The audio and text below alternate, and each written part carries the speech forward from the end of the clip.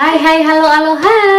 Ketemu lagi dengan Ibu Tri di channel Biologi Asik-Asik. Baik, pada kesempatan kita kali ini Ibu akan membahas materi yang ketiga atau bab yang ketiga tentang klasifikasi makhluk hidup. Untuk klasifikasi makhluk hidup itu adalah masih ada hubungannya dengan materi bab yang kedua tentang keanekaragaman hayati. Nah, supaya keanekaragaman hayati yang kemarin kalian pelajari yang sangat banyak itu, di Indonesia saja kemarin sudah banyak banget ya, apalagi di seluruh dunia. Nah, supaya keanekaragaman hayati itu bisa dimanfaatkan dan dapat diketahui bagaimana cara untuk melestarikan keanekaragaman hayati tersebut, maka keanekaragaman hayati itu harus dipelajari dulu. Contoh misalnya, kemarin ada hewan, ada tumbuhan yang terancam punah statusnya atau sangat terancam punah. Nah, bagaimana cara supaya tumbuhan atau hewan tersebut bisa dilestarikan? Nah, harus diketahui dulu ya, harus dipelajari dulu. Nah, untuk mempermudah para ahli mempelajari keanekaragaman hayati tersebut, maka harus dikelompokkan atau diklasifikasikan dulu. Nah, pengelompokan atau klasifikasi dari makhluk hidup itu bisa berdasarkan misalnya manfaatnya. Oh, ada sayuran, wortel, tomat, kemudian brokoli, nah oyong, oh itu adalah sayur-sayuran. Nah, itu bisa dikelompokkan dalam satu kelompok berdasarkan manfaat misalnya. Kemudian bisa dikelompokkan berdasarkan ciri morfologi atau anatomi. Oh, ciri-ciri yang bisa dilihat nih, kelihatan. Atau bisa dilihat dari anatominya, kalau dibedah, oh kelihatannya seperti ini misalnya. Atau bisa juga dikelompokkan berdasarkan persamaan atau perbedaannya. Nah, untuk bab yang ketiga sudah punya gambaran ya, kita akan mempelajari bagaimana cara klasifikasi dari makhluk hidup. Baik, untuk tujuan pembelajaran dari materi keanekaragaman hayati kita kali ini adalah yang pertama, untuk mengetahui pengertian dan dasar klasifikasi dari makhluk hidup. Kemudian yang kedua, memahami sistem klasifikasi makhluk hidup. Yang ketiga, menjelaskan ciri-ciri umum dalam klasifikasi makhluk hidup. Dan yang keempat, menentukan kunci determinasi makhluk hidup. Itu yang sebagai tujuan pembelajaran kita. Kemudian selanjutnya nih, ingat-ingat kembali kemarin ketika belajar bab yang kedua, kalian mempelajari tentang keanekaragaman jenis ya. Masih ingat di situ contohnya ada melon, ada semangka. Nah, orang itu sering mengelompokkan semangka dan melon itu ke dalam kelompok yang sama. Padahal kalau dilihat dari ciri-cirinya lebih lanjut, ternyata melon dan semangka itu berbeda spesies ya. Satunya itu namanya adalah Citrullus lanatus semangka. Nah, satunya lagi namanya Cucumis melo. Ya, itu sangat berbeda. Satu dari genus Citrullus, satunya dari genus Cucumis. Nah, kalau Cucumis melo, melon, itu teman-temannya itu Cucumis itu contohnya mentimun, itu temennya ya, berbeda dengan semangka. Baik. Kemudian tujuan dari klasifikasi. Sekarang ya, tujuan klasifikasi. Kenapa sih harus diklasifikasikan? Tadi sudah Ibu singgung. Nah, untuk lebih jelasnya, yang pertama tujuan dari klasifikasi adalah mendeskripsikan ciri makhluk hidup ya, untuk membedakan tiap-tiap jenisnya supaya lebih mudah dikenali. Nah, supaya tidak membuat bingung, tidak membuat rancu. Yang kedua, mengelompokkan makhluk hidup berdasarkan ciri-cirinya. Nah, dikelompokkan. Oh, ini yang memiliki tulang belakang, sama-sama dalam satu kelompok vertebrata. Ini yang tidak memiliki tulang belakang. Oh, berarti hewan invertebrata contohnya. Yang ketiga, mengetahui hubungan kekerabatan antar makhluk hidup. Oh, contoh misalnya sama-sama vertebrata. Sama-sama vertebrata tetapi yang satu bisa menyusui, punya kelenjar mamai, yang satunya tidak. Oh, berarti hubungan kekerabatannya jauh. Oh, berarti kalau sama-sama bisa menyusui berarti hubungan kekerabatannya dekat. Contohnya ya. Kemudian yang keempat adalah untuk mempelajari evolusi makhluk hidup. Ya, atas dasar kekerabatannya. Itu untuk belajar tentang evolusi. Nah, sekarang manfaat dari klasifikasi itu sendiri. Untuk manfaat dari klasifikasi yang pertama adalah memudahkan dalam mempelajari organisme yang beraneka ragam. Seperti tadi Ibu sudah bilang, organisme, makhluk hidup itu banyak sekali jenisnya. Hewan, tumbuhan, protista, bakteri, alga, lumut, jamur. Nah, itu jutaan ya jenisnya. Nah, untuk mempermudah maka harus diklasifikasikan. Yang kedua, memperoleh informasi mengenai potensi dari makhluk hidup itu. Ya, supaya bisa dimanfaatkan. Misalnya, oh ada jahe. Jahe itu dilihat kira-kira dia itu mengandung apa, dia termasuk ke dalam genus apa. Nah, supaya nanti bisa dimanfaatkan, potensinya apa itu. Kemudian yang ketiga, memperoleh informasi yang dibutuhkan untuk upaya konservasi. Contoh nih misalnya, badak bercula satu di ujung kulon. Badak bercula satu itu harus diketahui habitatnya itu seperti apa, ya, tingkah lakunya seperti apa, cara reproduksinya bagaimana, ya, cara berkembang biaknya atau reproduksi tadi sudah ya. Kemudian makanannya apa, dia hewan nokturnal atau bukan, dan seterusnya. Nah, supaya nanti bagaimana cara untuk konservasi itu bisa dilakukan, harus tahu dulu ya.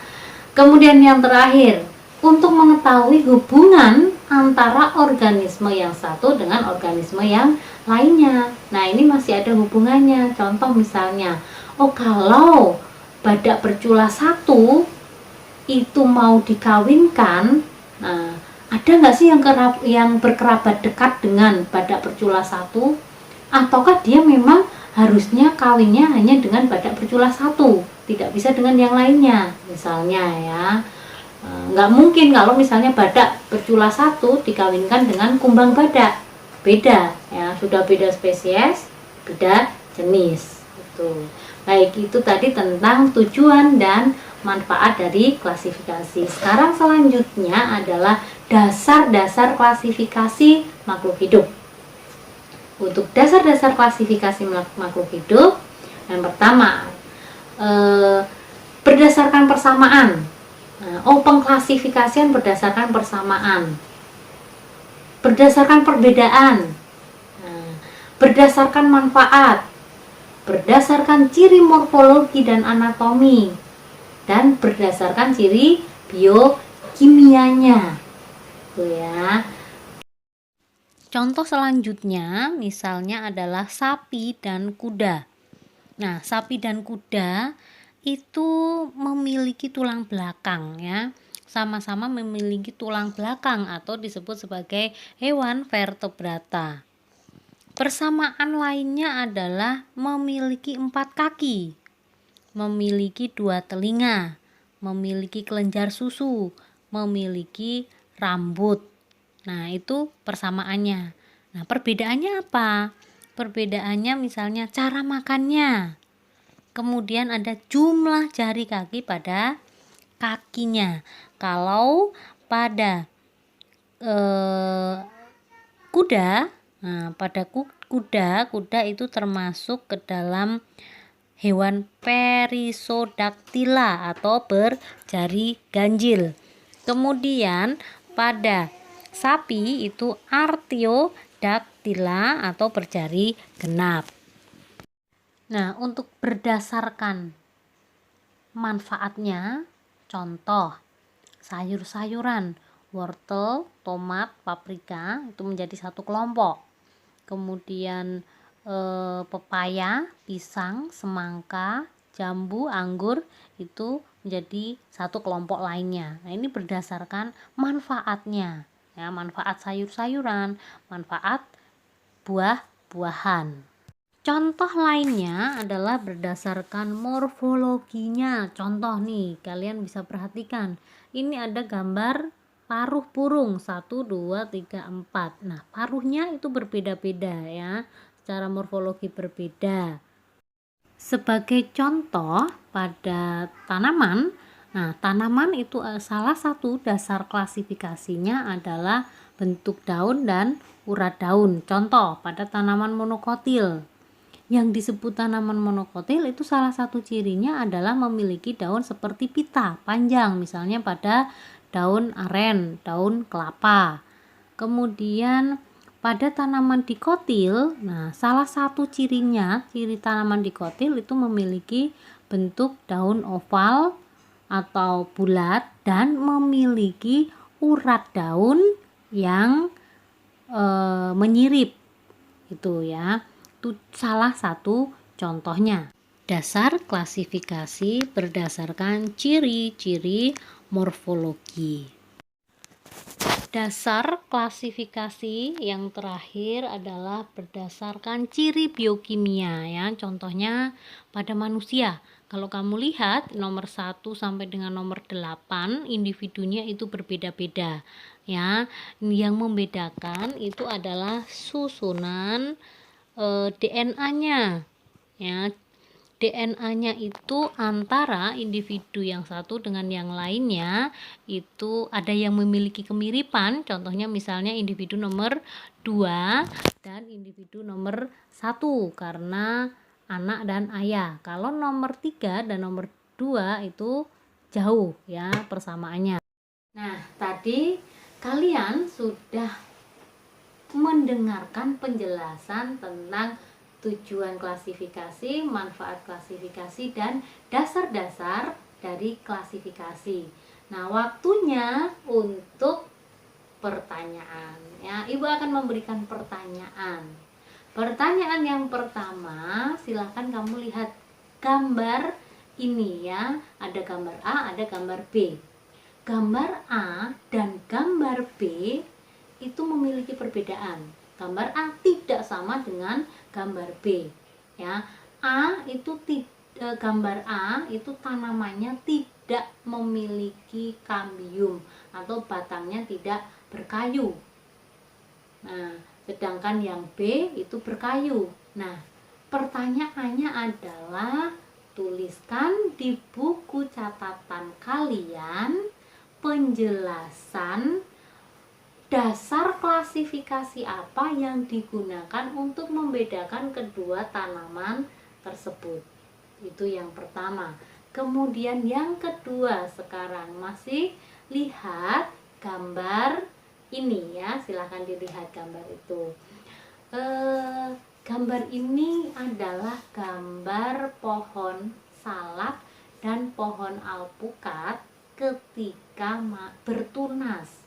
Kamu bisa lihat ya perbedaannya. Yang satu pohon kelapa, nah, yang ada di pot warna hijau ini ketika berkecambah bijinya itu tidak membuka ya, sampai agak besar bijinya tetap tidak membuka. Kemudian yang satu alpukat ketika berkecambah kotiledonnya itu membuka ya, bijinya membuka menjadi 2. Nah, pertanyaannya adalah jelaskan dasar pengklasifikasian kedua tanaman tersebut. Nah, diklasifikasikan berdasarkan apa? Tetap ditulis di buku catatan kalian. Kemudian yang ketiga. Untuk yang ketiga, ini ada gambar ya. Ada gambar ayam, kambing, katak, burung, komodo, dan kelelawar. Pertanyaannya adalah, apakah hewan-hewan ini bisa dikelompokkan menjadi satu kelompok yang sama? Kalau bisa, dasar pengelompokannya apa? Silahkan dituliskan.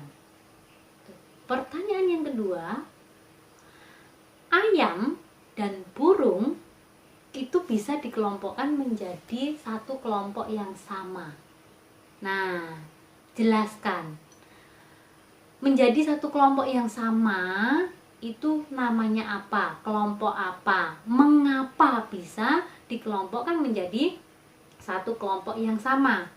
Ya, tetapi maksudnya antara burung dan ayam itu satu kelompok yang sama yang berbeda dengan kambing, berbeda dengan katak, berbeda dengan komodo, dan berbeda dengan kelelawar. Maksudnya itu ya. Tadi kan pertanyaan pertama itu semuanya bisa dikelompokkan menjadi satu kelompok yang sama berdasarkan apa? Kamu jelaskan. Nah, kemudian lebih kecil lagi nih. Si ayam dengan si burung itu bisa dikelompokkan menjadi satu kelompok yang sama yang berbeda dari kambing, katak, komodo, dan kelelawar. Jelaskan itu. Oke, itu pertanyaannya. Ada beberapa sistem klasifikasi. Nah, mulai dari zaman sebelum Masehi sampai yang sekarang yang sekarang dianut oleh para ahli.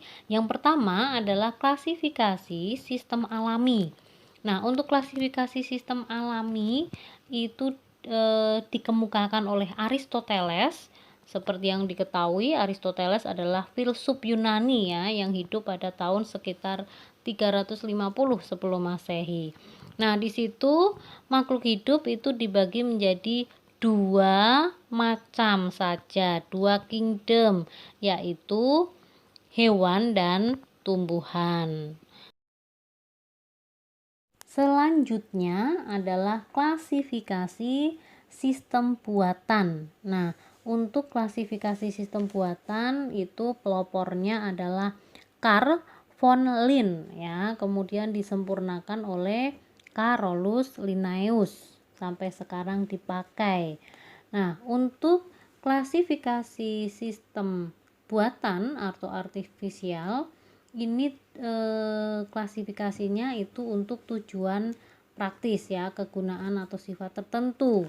Nah, kemudian yang terakhir adalah sistem klasifikasi filogeni berdasarkan keturunan dan hubungan kekerabatan. Contohnya misalnya tembakau dan kecubung sama-sama memiliki alkaloid, menghasilkan alkaloid sehingga dimasukkan ke dalam suku yang sama. Di sini bisa dilihat bahwa tembakau dan kecubung itu diberi nama berdasarkan sistem klasifikasi artifisial atau buatan.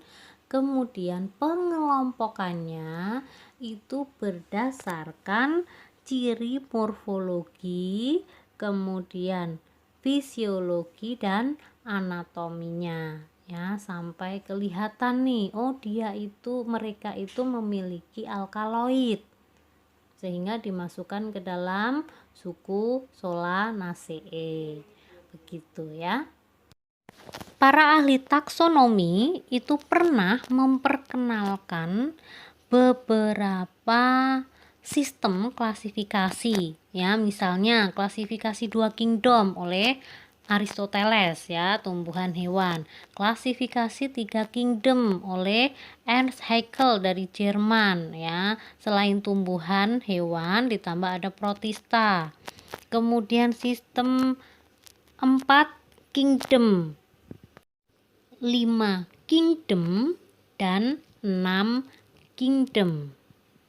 Nah, untuk ini silahkan kalian bisa mempelajari ya jenis-jenisnya yang termasuk ke dalam 2 kingdom sampai dengan 6 kingdom itu apa saja, berdasarkan ciri-ciri yang seperti apa dasar klasifikasinya.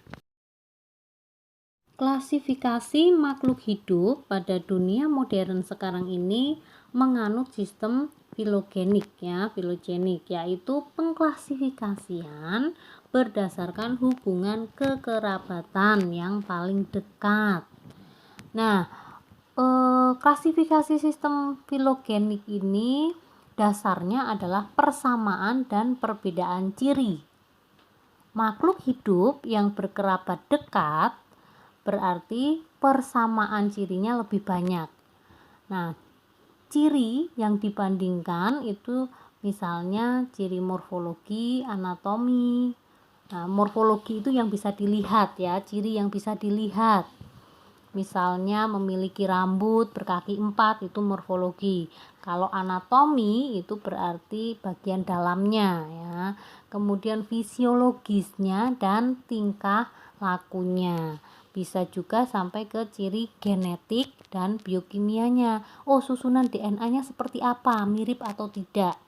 Itu ya. Nah, untuk makhluk hidup yang persamaan cirinya itu lebih sedikit, berarti dianggap kekerabatannya itu jauh.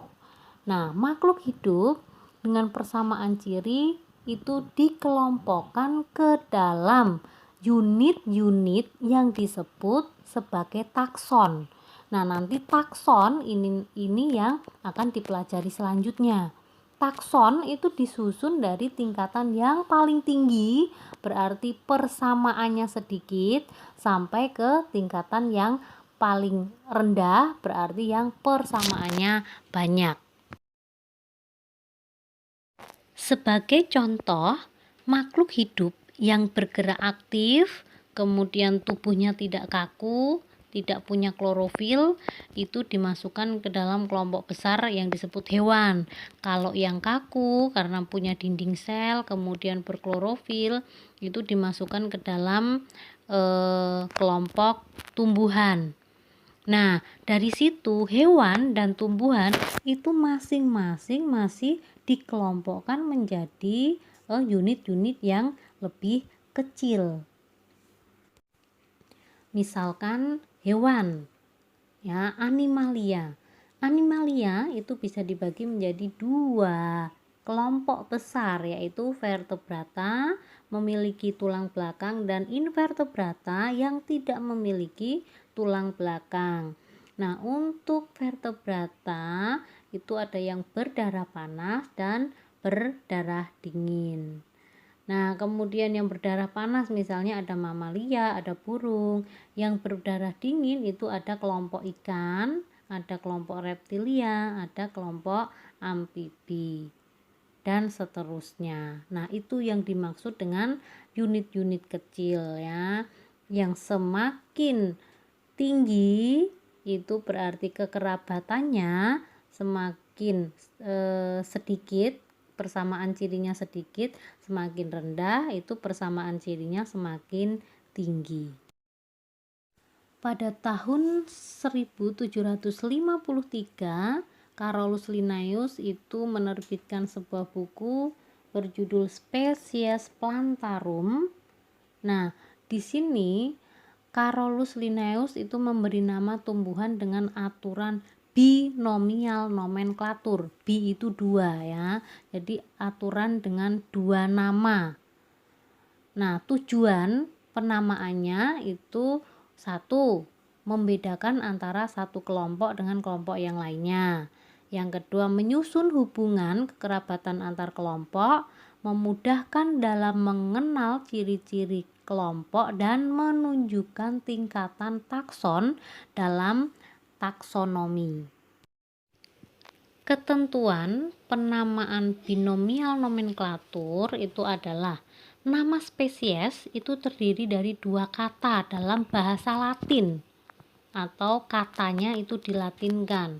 Kemudian nama pertama itu penunjuk genus. Nah, maka harus huruf kapital. Nama kedua itu penunjuk spesies ya dengan huruf kecil.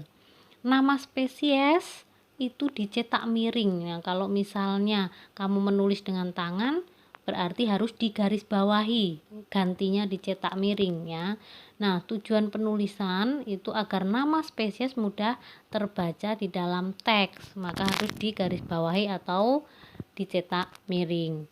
Nah, nama ilmiah kalau kalian perhatikan di sini contohnya adalah Oryza sativa L ya.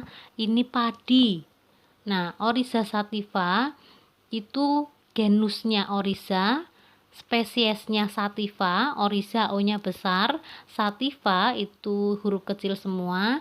Nah, L itu adalah menunjukkan nama penulisnya, yaitu Carolus linnaeus. Contoh lainnya misalnya Glycine maxmer. Nah, ini kedelai ya. Genusnya Glycine, G-nya besar, penunjuk spesiesnya Max, huruf kecil semua. Kemudian nama penulisnya adalah Mer ya, Merrill, dari kata Merrill penulisnya. Nah, itu untuk tatanan penulisan binomial nomenklatur yang dicetuskan oleh Carolus Linnaeus dan sampai sekarang itu dipakai dalam pennamaan makhluk hidup.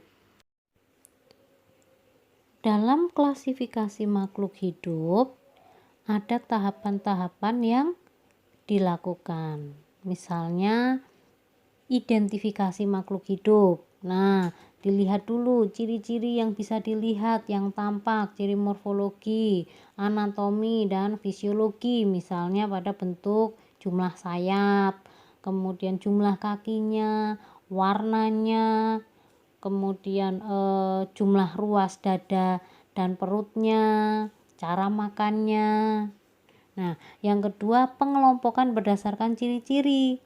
Contoh misalnya, oh ini memiliki sayap, sama-sama memiliki sayap. Contohnya ada ayam, itik, burung. Ini sama-sama memiliki sayap. Oh sama-sama memiliki bulu, gitu ya. Itu dimasukkan ke dalam kelompok yang sama. Nah, kemudian yang terakhir pemberian nama takson.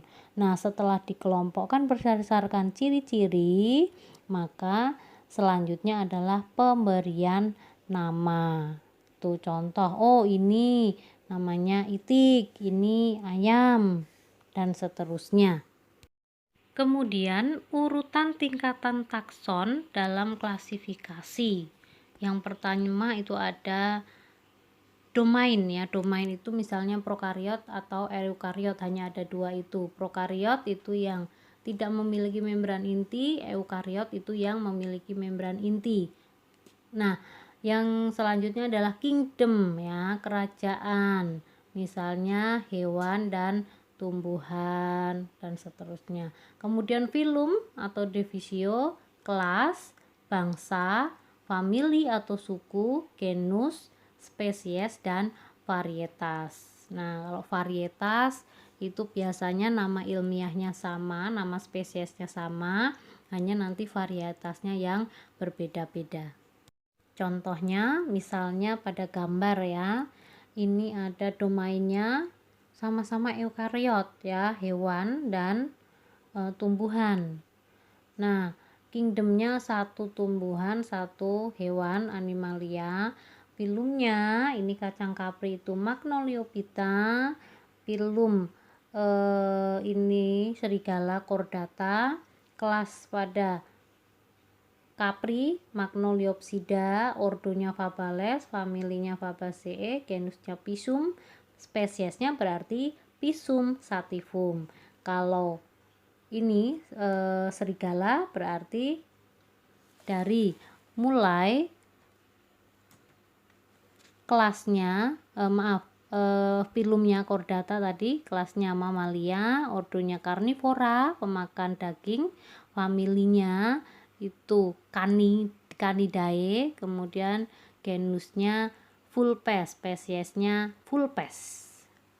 Berarti nama spesiesnya adalah Vulpes vulpes.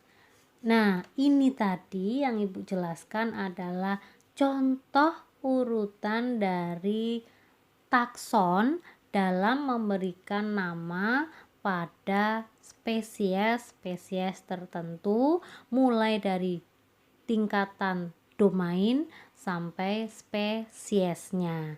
Ya, semoga kalian paham untuk materi ini.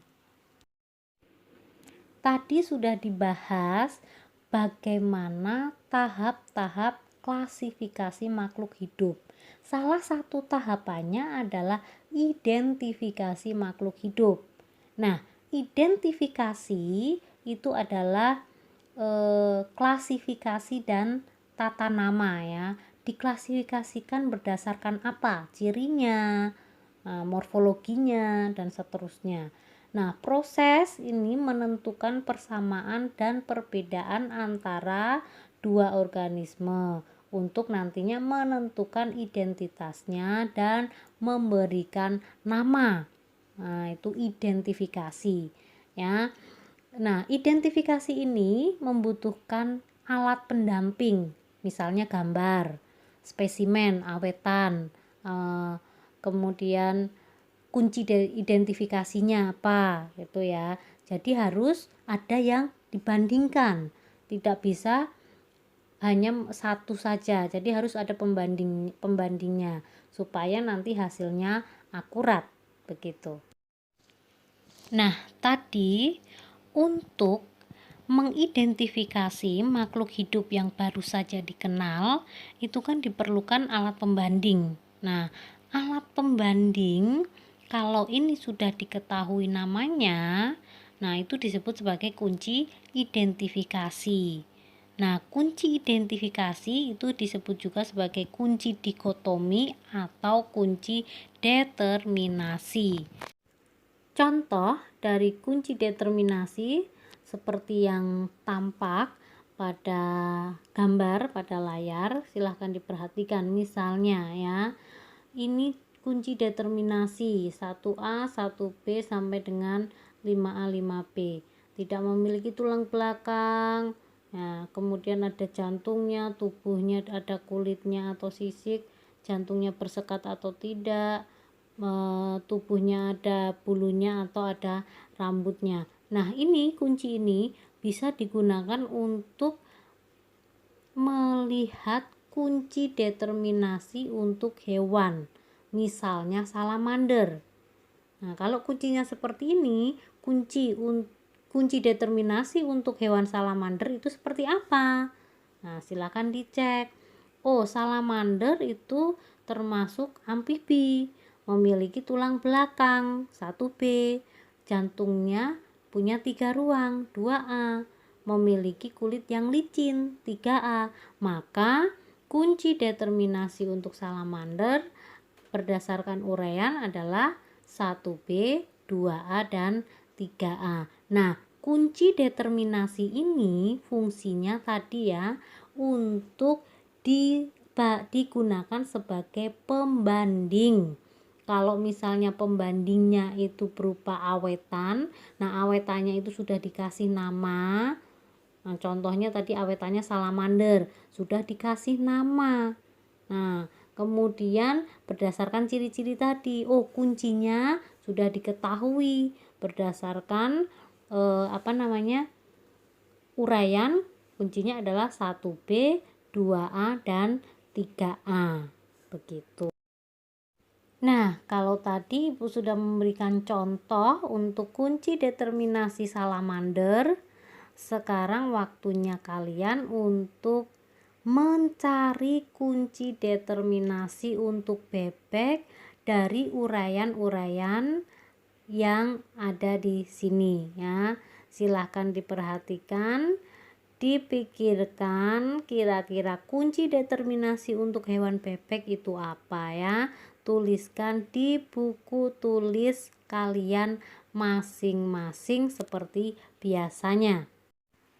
Oke, pembelajaran tentang materi bab 3 klasifikasi makhluk hidup. Ibu rasa cukup penjelasan dari Ibu. Silahkan kalian mempelajari materi ini tidak hanya dari video yang Ibu berikan, tetapi silakan kamu baca buku kalian, kemudian kalian bisa mencari informasi-informasi lain melalui internet. Apabila ada pertanyaan, silakan tanyakan ke Ibu. Nah, terima kasih sudah melihat video Ibu. Sampai bertemu lagi pada video-video selanjutnya. Tetap semangat, tetap sehat.